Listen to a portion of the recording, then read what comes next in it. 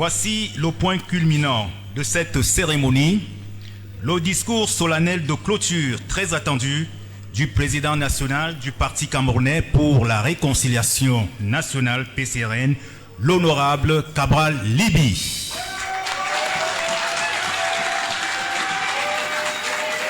Cabral Libby, président Cabral Libby, président Cabral Libby.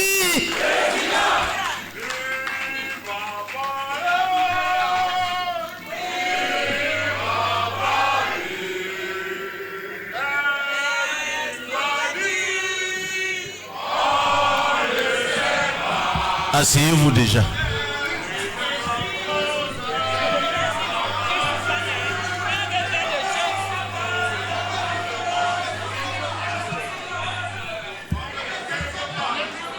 Cette fois-ci, je vais avoir l'opportunité de délivrer mon discours de 15 pages. Mais avant, je voudrais noter qu'hier, au moment où je parlais ici, j'avais à un moment embrayé sur le professeur Alice Delphine Tang et j'avais évoqué la forte émotion qu'il avait traversée au moment de la diffusion des réalisations de nos élus. Et puis, pendant mon propos, j'ai été, je crois, distrait. Mais ce que je voulais dire au moment où j'ai été distrait, c'est que cette maman, qui n'aime pas souvent qu'on la présente comme la maman de Roger de X Maléa, parce qu'elle rappelle toujours qu'elle ne comprend pas qu'un professeur titulaire des universités de son état, chaque fois qu'on doit la présenter, on dit qu'elle est la maman de Roger de X Maléa. Hier, c'était son anniversaire.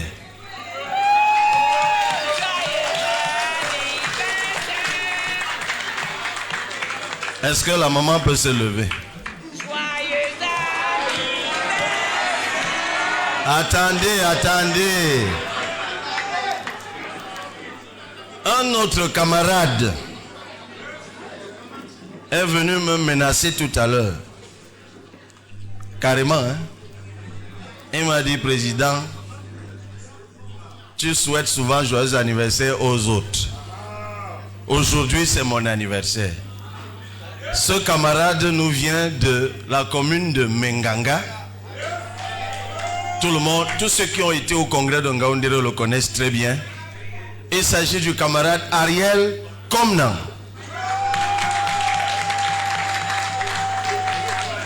Il veut venir devant pour qu'on le voit.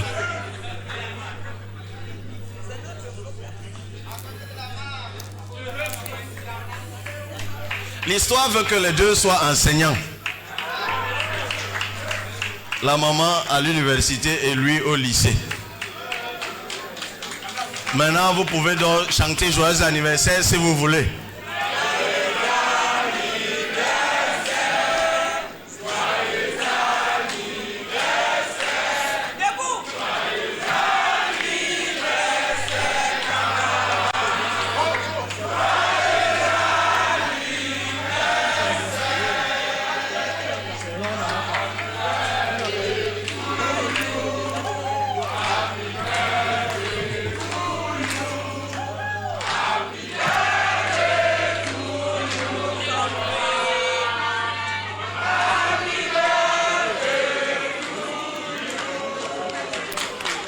Merci beaucoup, veuillez vous asseoir.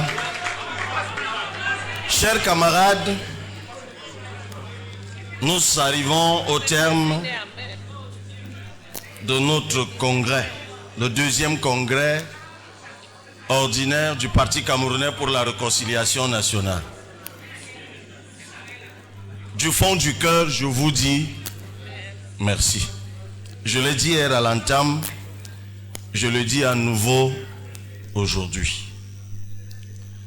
Oui, il peut y avoir eu des moments de flottement, peut-être même des moments de mécontentement. pour les uns et les autres. Je tiens à préciser que le parti n'a payé le transport à aucun militant qui est ici. Le parti n'a payé de logement à aucun militant qui est ici. Le parti n'a payé à manger à aucun militant qui est ici. On a convoqué le congrès 10 jours. 10 jours. Les inscriptions ont été ouvertes, restreintes mais ouvertes, à la différence du congrès de Kribi, dont l'inscription était ouverte à tous les militants.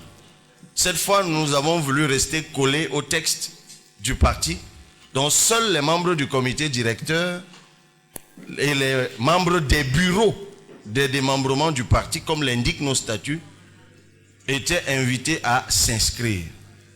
Et nous avons eu 771 ou 775, 778 inscrits. 779. Et le 779e est là. Il vient d'où? Il est d'ici en Kouabang même. Et quand j'ai jeté un coup d'œil sur les localités d'où venaient les inscrits, je me suis dit que beaucoup s'inscrivaient de façon fantaisiste.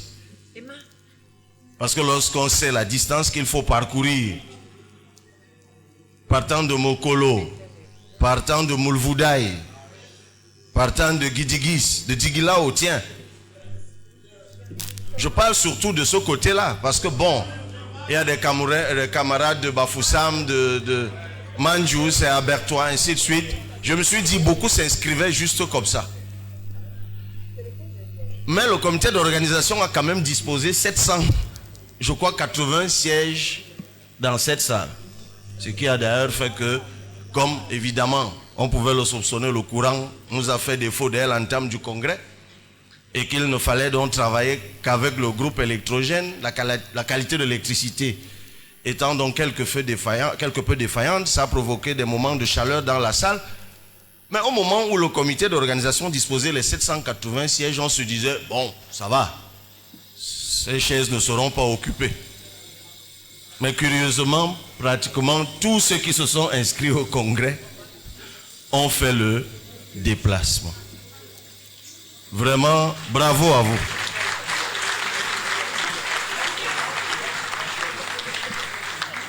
C'est pour cela que j'ai envie de proposer la modification solennelle de notre cri de ralliement. D'ailleurs, il va falloir que très vite nous pensions à avoir la version anglaise de ce cri de ralliement. Il est en 3 phases. PCRN, VAP, VAP, ce sont les initiales de notre...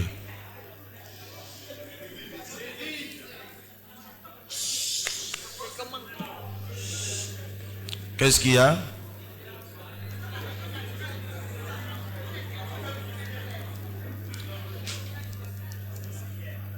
Et quand on dit pour la deuxième fois PCRN, c'est vérité, amour, paix. Troisième fois PCRN, bien pensé, bien dit, bien fait. Et la 4e phase qui m'a été suggérée par une camarade hier, c'est qu'on dise PCRN et qu'on réponde il y a Dieu dedans.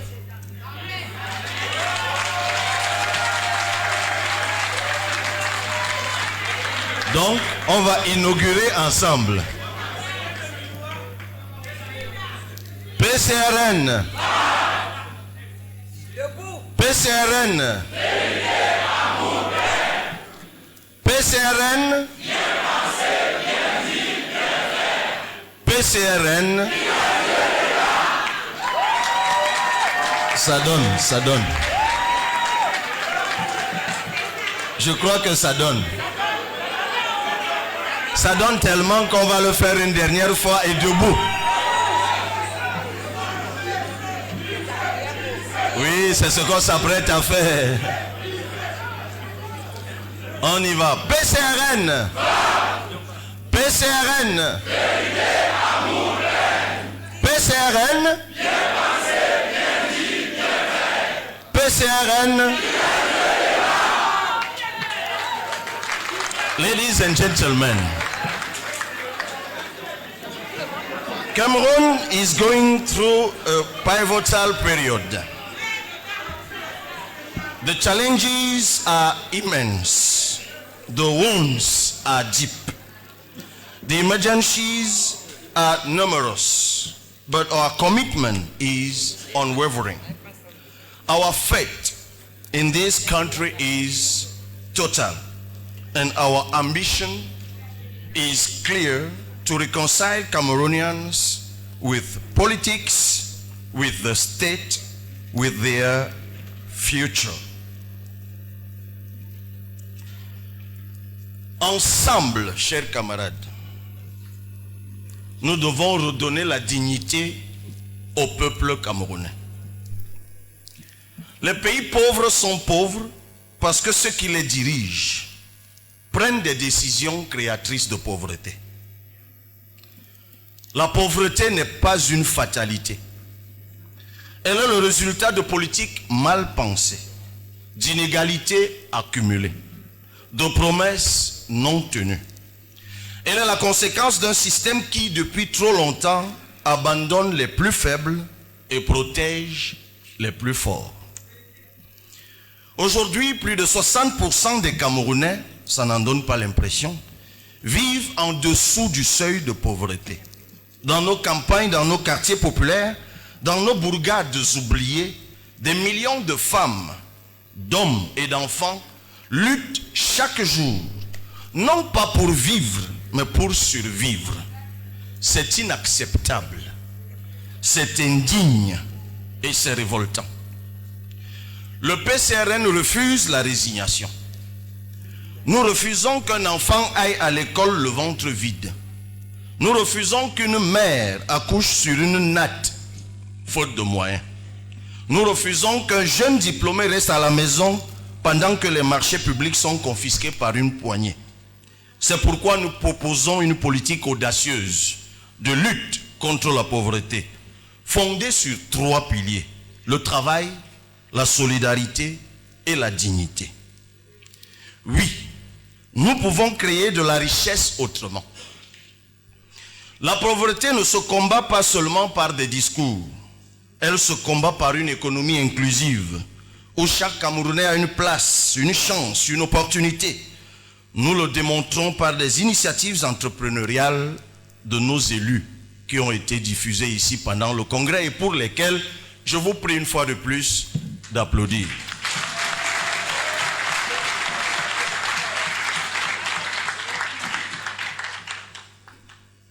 N'ayez pas honte de le faire. Faites-le avec fierté.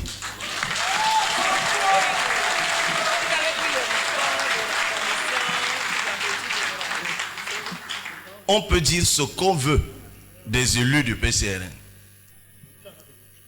Lorsque nous sommes arrivés à l'Assemblée, on disait ce sont des pubères. Aujourd'hui, tout le monde nous imite là-bas. On le disait par rapport aux réseaux sociaux.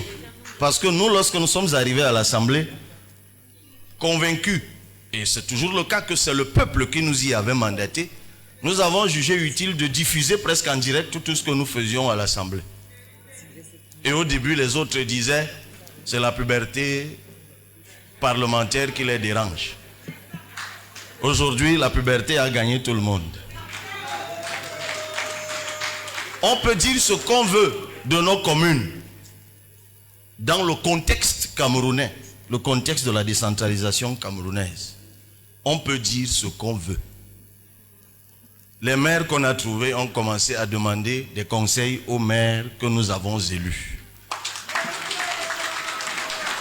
Parce que jamais l'humain n'a cessé d'être au cœur de leurs préoccupations. C'est pour ça que je vous dis, moi je suis fier de mes élus. Il y a eu des erreurs, hein? Bien sûr.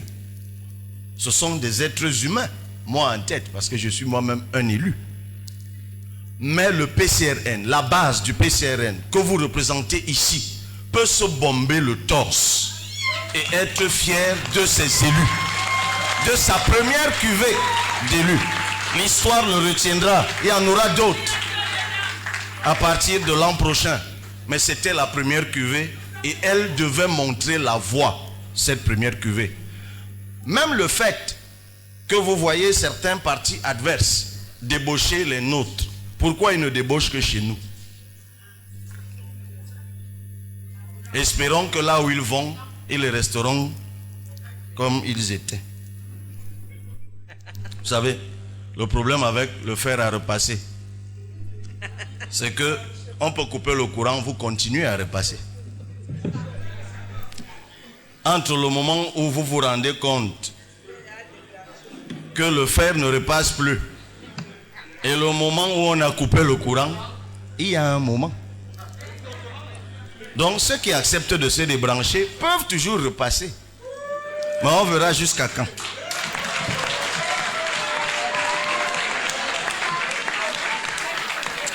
La pauvreté, c'est aussi l'exclusion, c'est l'oubli, c'est l'abandon. Le PCRN s'engage à instaurer des filets sociaux solides pour que personne ne soit laissé pour compte.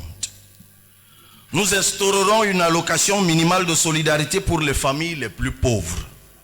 Nous assurerons un accès gratuit aux soins de base pour les enfants de moins de 5 ans et pour les personnes âgées. Un accès immédiat aux soins de santé pour tous grâce à l'assurance santé obligatoire. Nous lutterons contre la malnutrition avec un programme national d'alimentation scolaire. Nous le savons.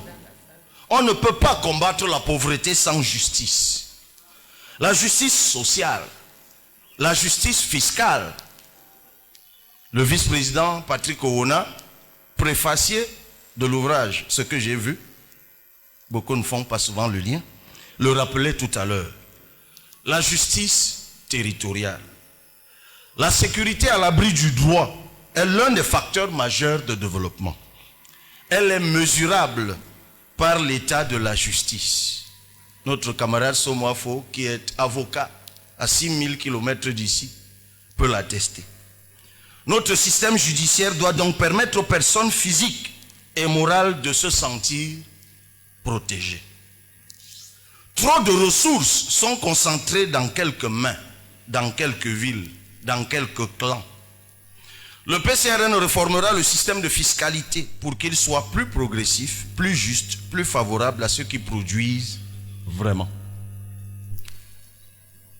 Nous lancerons un grand programme d'investissement public dans les zones rurales pour y construire des routes, des marchés, des infrastructures de base. Parce que le développement ne doit pas s'arrêter aux portes des capitales. La pauvreté n'est pas une malédiction.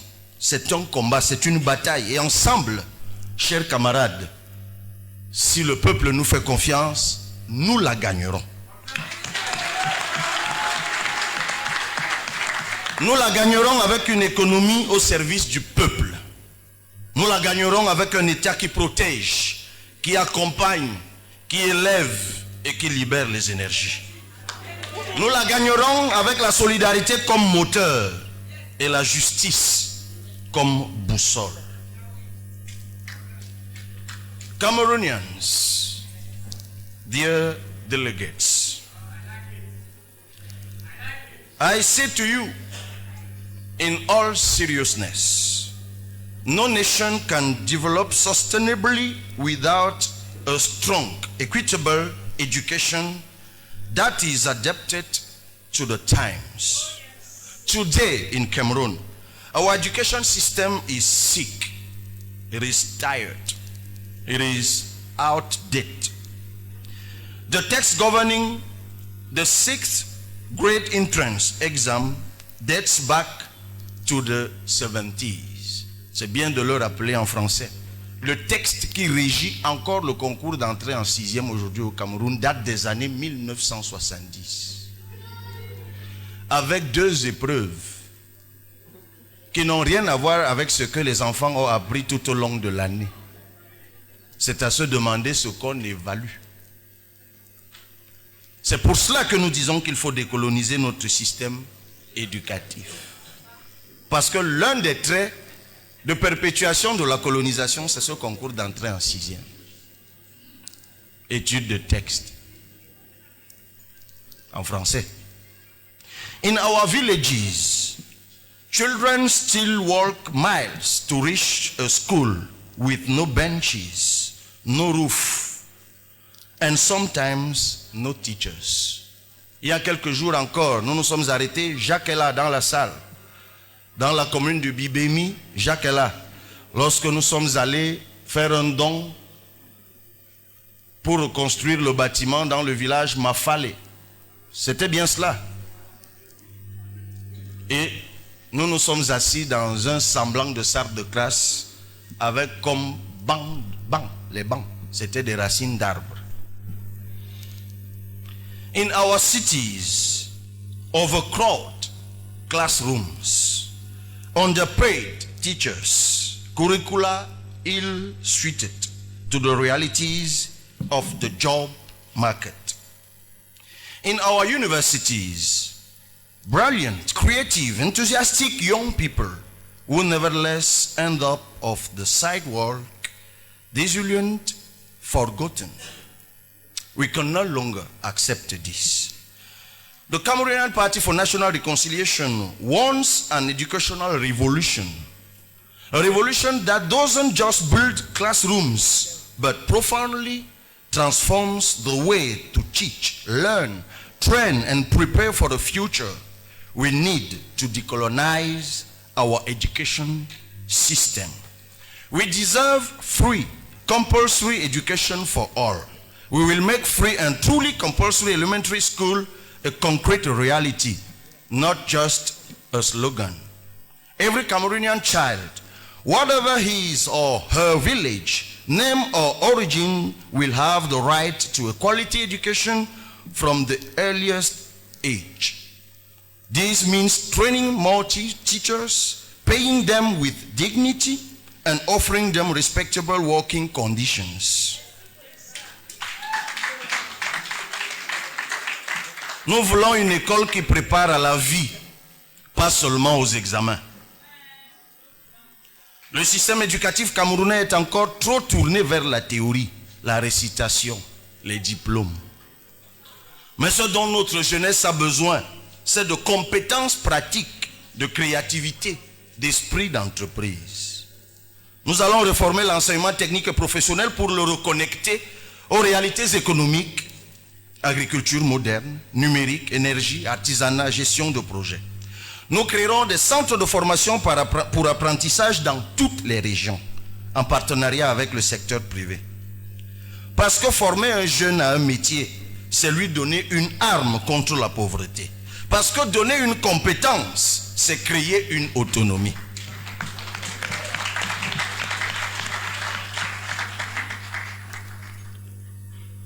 Le numérique doit se mettre au service de l'éducation.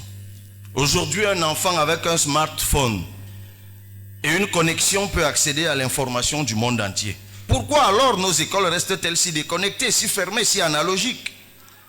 Le PCRN lancera un programme « Un élève, une tablette » dans les établissements publics avec des contenus pédagogiques numérisés. Nous équiperons les écoles de connexion Internet gratuite et formerons les enseignants aux outils numériques. L'école du 21e siècle ne peut pas fonctionner avec les méthodes du 20e siècle. Là où nous sommes ici, ceux qui ont des smartphones peuvent voir que là où je parle, là, nous sommes en train de passer en direct sur toutes les plateformes numériques. Vous ouvrez vos téléphones, vous allez sur Cabral Libye officiel. Tout ce que vous faites ici, en fait, depuis le matin, on n'a pas voulu vous dire que le monde entier vous regardait. Et vous verrez ce que les gens pensaient de tout ce que vous faisiez depuis le matin, pour que vous appreniez à faire attention. Mais cela est diffusé. Parce que nous, au PCR, nous avons acquis un dispositif qui nous connecte directement au satellite. Et si je vous montre cet outil, c'est à peine comme vos 2 paumes de main qui permet de le faire. Si nous pouvons le faire ici, nous pouvons le faire partout. Il suffit juste qu'il y ait de la volonté politique. L'éducation est l'arme la plus puissante pour transformer notre pays. Mais cette arme, il faut la recharger, la rénover la rendre accessible à tous. Parce que chaque enfant qui lit, c'est une promesse d'avenir. Parce que chaque fille qui apprend, c'est un pays qui se relève. Parce que chaque école qui s'ouvre, c'est une prison qui se ferme. Jeunesse du Cameroun. Dans les rues de Douala, dans les collines de l'Ouest, dans les plaines de l'Adamawa, dans les quartiers populaires de Yaoundé, une question revient sans cesse, lancinante, douloureuse, criante. Où sont les emplois? Des centaines de milliers de jeunes sortent chaque année de nos écoles, de nos centres de formation, de nos universités. Et que trouvent-ils? Le chômage, le sous-emploi, l'attente, la frustration, le silence. Aujourd'hui, plus de 70% des jeunes Camerounais sont sans emploi stable. Et parmi eux, combien vivent avec moins de 1000 francs CFA par jour? Combien survivent de petits boulots, d'expédients, de débrouillardises? Et que leur dit-on? Attendez, soyez patients. Mais la jeunesse ne peut pas attendre, parce qu'elle est le cœur battant de ce pays, parce qu'elle est notre énergie, notre force, notre avenir. C'est pourquoi le PCRN fait de l'emploi des jeunes une priorité nationale. Non pas à travers des discours vagues, mais à travers un plan concret, structuré et ambitieux. Je me suis toujours posé une question au sujet des mototaximens. Comme vous pouvez le voir, ils sont pour l'essentiel de jeunes gens. Mais quel est ce métier qui n'a que de jeunes gens? Quel est ce métier qui n'a pas de profil de carrière? Quel est ce métier qu'on ne peut pas faire jusqu'à la retraite? En fait, qui s'est même souvent posé la question de ce que deviennent ces jeunes gens 5 ans, 6 ans après qu'ils aient commencé à faire la moto? Parce que moi j'ai fait une petite expérience. Observez un carrefour où les jeunes sont stationnés avec leur moto. Il y a un phénomène bizarre qui passe sous silence. Les visages des conducteurs de moto changent constamment tous les 2-3 ans. Et il n'y a au Cameroun aucune enquête qui cherche à savoir où vont ceux dont les visages ont disparu. Ils sont souvent dans les hôpitaux parce qu'accidentés. Ils sont souvent dans les hôpitaux parce que souffrant de maladies pulmonaires. Ils sont amortis, affaiblis. Je n'ai rien contre ce métier, mais je pense qu'il faut l'encadrer. Mais sérieusement. Parce que ce métier est en train de priver le Cameroun de la force de sa ressource humaine.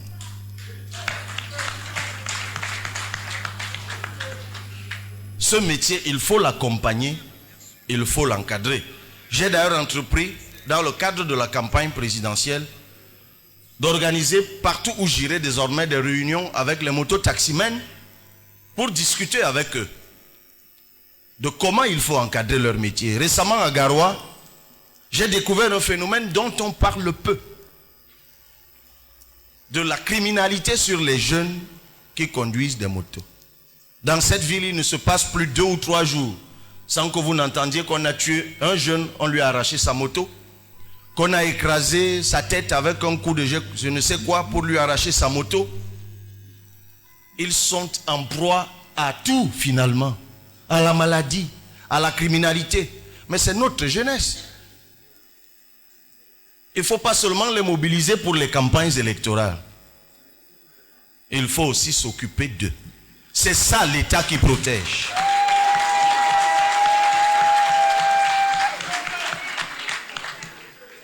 L'emploi des jeunes n'est pas une option. C'est un impératif national. Chaque jeune au chômage est une bombe à retardement. Mais chaque jeune actif est une lumière pour la nation. Nous croyons en vous, jeunesse du Cameroun. Nous croyons que vous êtes la plus grande richesse de ce pays. Et nous vous le disons aujourd'hui, vous serez au cœur de notre action.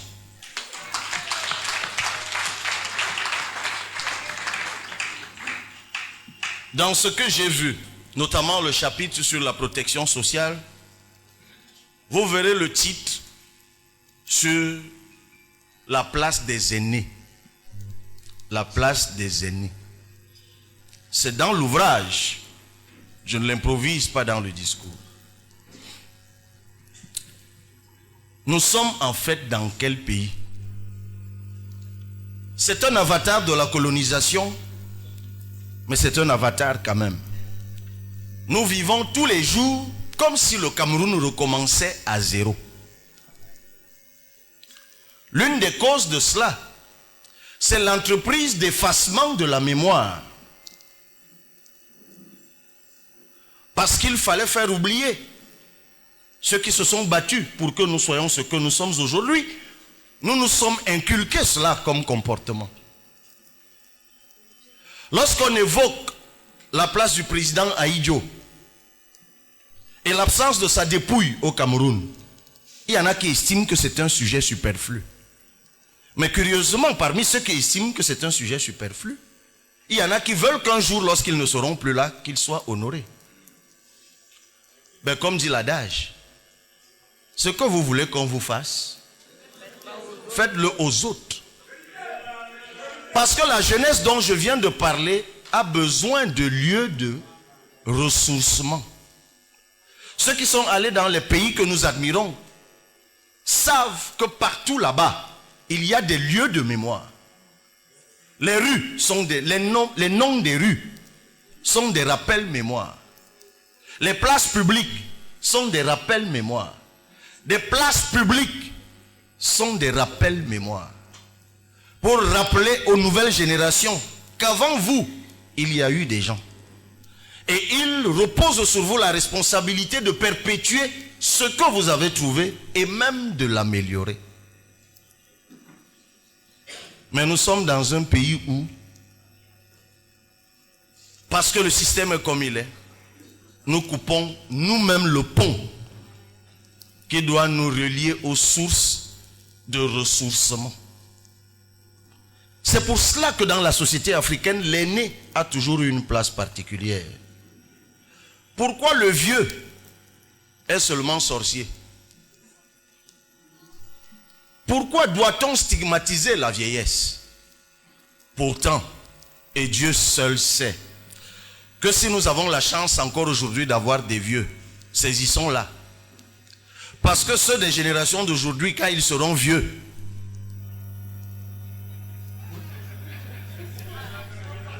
que transmettront-ils? Si nous avons encore quelques vieux de ces moments radieux du Cameroun, de ces moments-là où le Cameroun était encore un pays de valeur, si on est conscient de cela et nous l'avons mis dans l'ouvrage, nous nous empresserons de construire des lieux de rencontre entre ces générations et les nouvelles générations pour sauver encore ce qui peut l'être.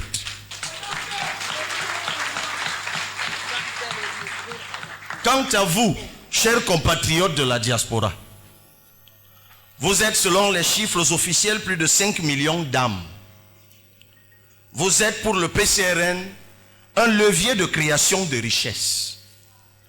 Pour nous, il est inconséquent de prétendre à une nation lorsqu'une nationalité d'emprunt prive les citoyens de la pleine jouissance de leur essence et de leur origine.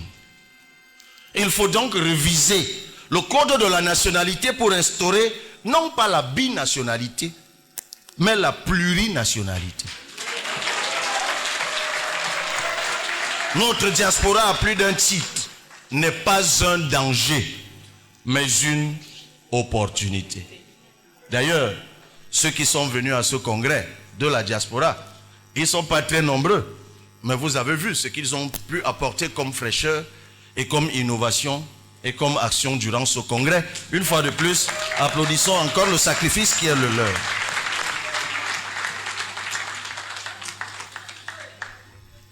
Et attention, hein,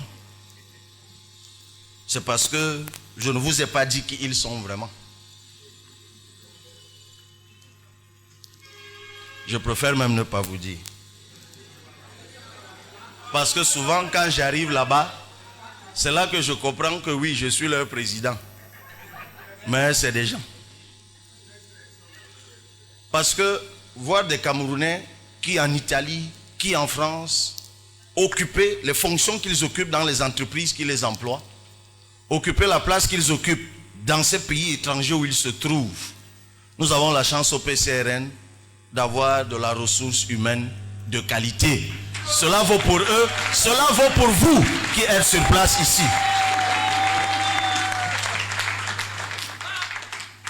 Je me permets donc pour clôturer, c'est moins de 15 pages finalement, de reprendre ce que j'ai dit hier. C'est une interpellation à la responsabilité. J'ai vu le courant d'enthousiasme, certainement dû en partie aux retrouvailles, qui a traversé ce congrès de part en part. Mais ne perdez pas de vue que nous sommes encore loin du compte. Moi qui vais sur le terrain, je parlais de Jacques tout à l'heure. On était à Bibémi, à Garoua, et je vois plein de Camerounais. Je crois d'ailleurs que derrière le poteau là-bas, il vient de Coop Dombo. C'est ça, non? Ayos. Lorsque je vais sur le terrain, chers camarades, je comprends pourquoi ceux qui gagnent là gagnent souvent.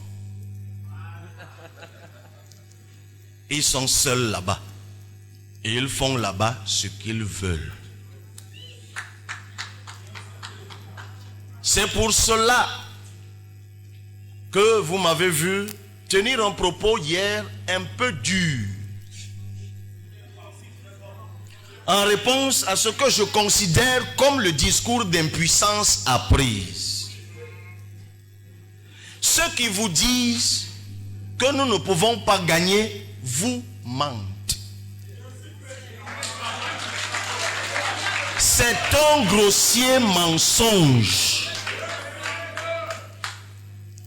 Nous pouvons gagner. Il suffit d'intégrer qu'une élection présidentielle se gagne commune par commune. Et il suffit d'organiser l'élection présidentielle commune par commune. Parce que le discours constitutionnel de l'unicité de la circonscription à l'élection présidentielle entretient un mirage. Non, ne posez pas sur l'élection présidentielle un regard global. Posez sur l'élection présidentielle un regard restreint. Ceux de nos camarades de Nkola Famba ici font leur élection présidentielle ici en Nkola Famba, point. C'est aussi simple que ça. Nous sommes ici à Bibémi. Notre part d'élection présidentielle, c'est ici. Bibémi, c'est combien de bureaux de vote? 400 et poussière. Possible. C'est ce qu'on nous a dit. C'est un vaste arrondissement de 400 bureaux de vote. Nous avons roulé là-bas. J'ai compris ce que c'est qu'un vaste arrondissement. J'ai compris ce que c'est que l'enclavement. Mais je le sais déjà. De mon village où je viens. Ces 400 bureaux de vote doivent trouver 400 personnes au moins.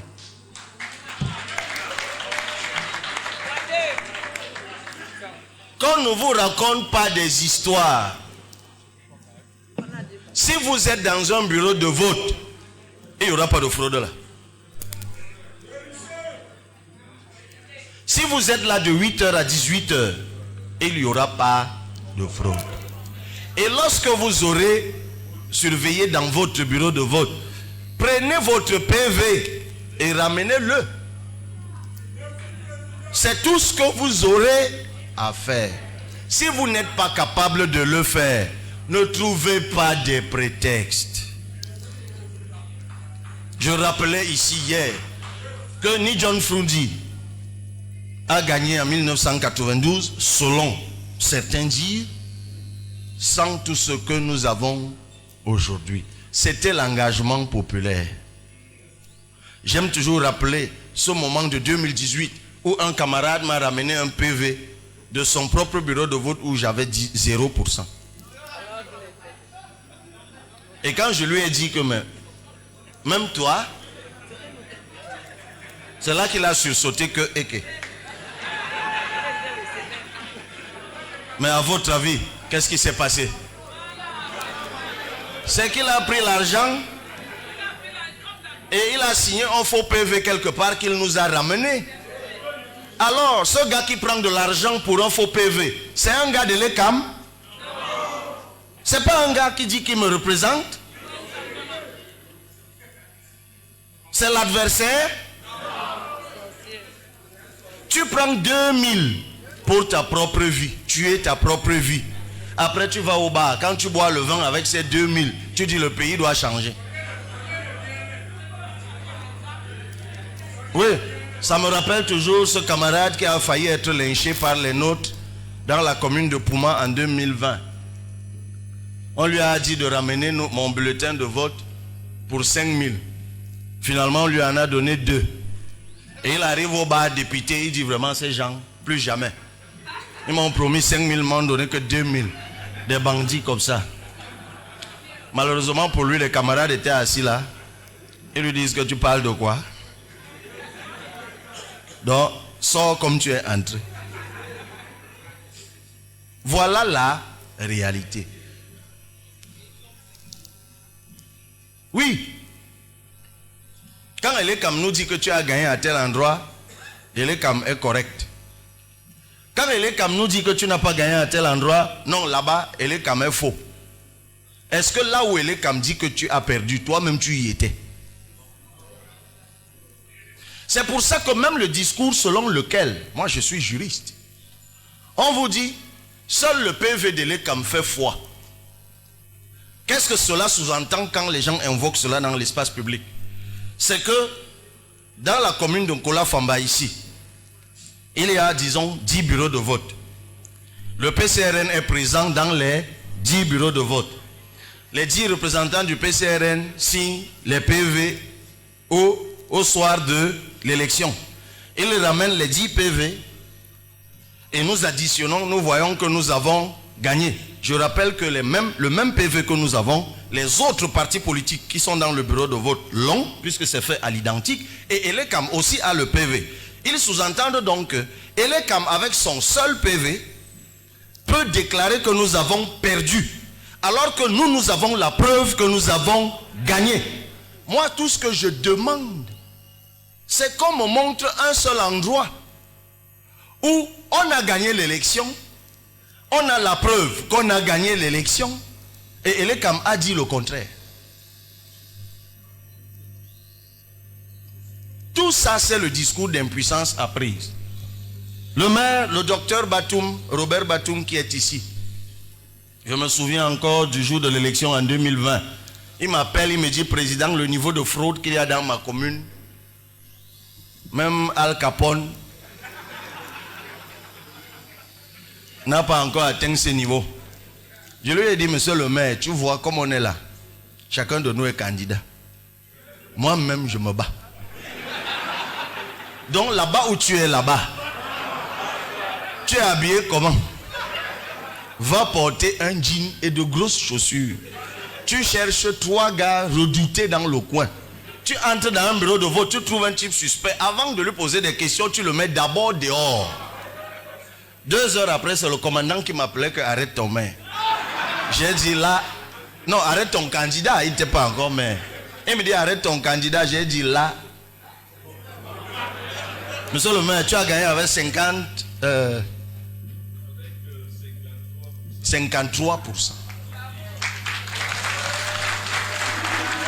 Dans une commune jamais remportée par un parti d'opposition. Travaillons, chers camarades. Quand on annonce là que je suis investi, je vous vois trépigner de joie et d'allégresse. Ce n'est pas la joie-ci qui va me hisser à étudier. C'est le travail, c'est le sacrifice, c'est la vigilance, c'est l'abnégation. c'est l'honnêteté. C'est pour ça que je disais hier que la politique, ce n'est pas les réseaux sociaux.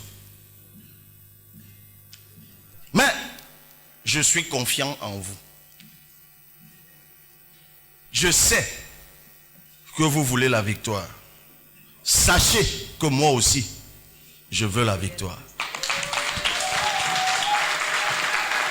Pas notre victoire pour notre plaisir, mais parce que nous nous sommes donné la peine de construire un projet. Nous avons une vision, le Cameroun qui protège et qui libère les énergies. Nous l'avons décliné dans un manifeste de la rupture et du progrès. Nous savons ce que nous voulons faire du Cameroun.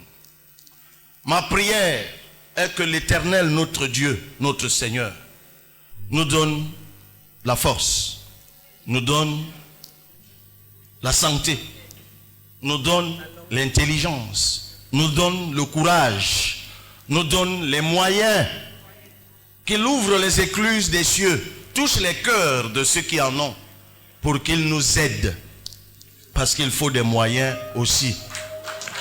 Si Dieu nous fait grâce, nous y arriverons. Longue vie à chacun d'entre nous. Longue vie au PCRN. Pour que vive le Cameroun qui protège et qui libère. PCRN! PCRN! PCRN! PCRN! Je déclare donc clos le deuxième congrès ordinaire du Parti camerounais pour la réconciliation nationale. Mais on m'a soufflé. On m'a soufflé qu'il y a une articulation qui ne peut avoir lieu que lorsque j'aurai clôturé. Voilà alors les choses du PCRN. On a appelé ça la surprise. Donc me voilà. Mais j'ai déjà clos.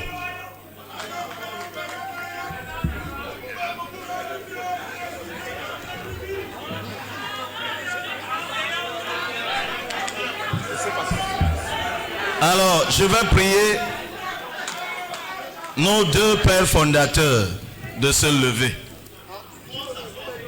Et vous vous asseyez.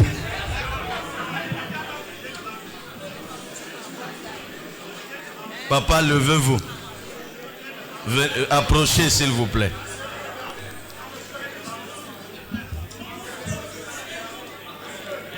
Au moment où nous nous séparons, officiellement et solennellement, je voudrais une fois de plus vous dire merci. Je vous dis encore merci.